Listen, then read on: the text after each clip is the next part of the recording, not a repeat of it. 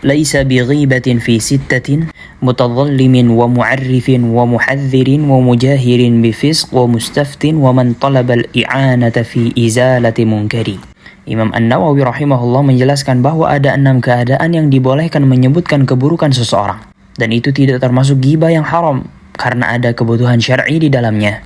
Keadaan yang pertama adalah mengadukan kezaliman orang lain, yaitu ketika kita dizalimi oleh orang lain lalu kita mengadu kepada orang yang mampu untuk membantu kita.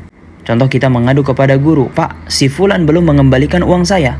Atau, "Pak, si fulan telah mengambil hak saya." Ini dibolehkan karena tujuannya untuk mendapatkan keadilan, bukan untuk menjelek-jelekan orang lain. Yang kedua, meminta bantuan untuk menghilangkan kemungkaran.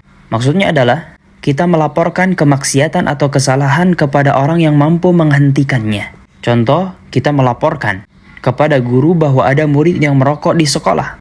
Atau kita melaporkan kepada orang tua bahwa anaknya terlibat pergaulan buruk di sekolah. Tujuannya agar kemungkaran bisa dihentikan. Yang ketiga, meminta fatwa. Maksudnya adalah kita menjelaskan kesalahan orang lain kepada ulama, kepada ustadz, atau orang yang berilmu untuk mengetahui hukum syariat. Contoh, "Ustadz, ayah saya melakukan demikian dan demikian. Apakah saya boleh melakukan yang demikian dan demikian?" Atau seorang istri mengadukan suaminya, "Wahai Ustadz, suami saya tidak menunaikan kewajibannya. Apa yang harus saya lakukan?" Dan ini boleh. Tujuannya untuk mencari hukum Allah, bukan untuk mencela. Yang keempat, memperingatkan kaum muslimin dari kebid'ahan, yaitu menyebutkan kebid'ahan seseorang, kesesatan seseorang, demi melindungi kaum muslimin dari kesesatannya. Contoh, kita memperingatkan kaum muslimin dari da'i yang membawa paham kesesatan, agar mereka tidak tertipu dengan kesesatannya.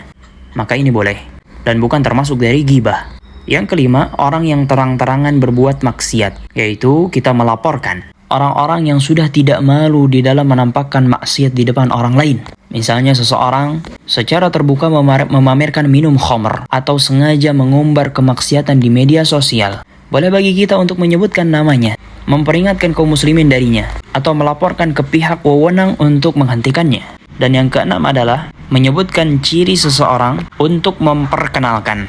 Yaitu maksudnya adalah kita menyebutkan ciri seseorang pada teman kita, agar teman kita tahu siapa yang dimaksud dari pembicaraan ini. Misal teman kita bertanya, "Antum lagi cari siapa sih?" Lalu kita jawab, "Si buta, aku sedang mencari si buta." Ini dibolehkan karena hanya untuk memperkenalkan orang yang sedang dimaksud dari pembicaraan yang sedang berjalan.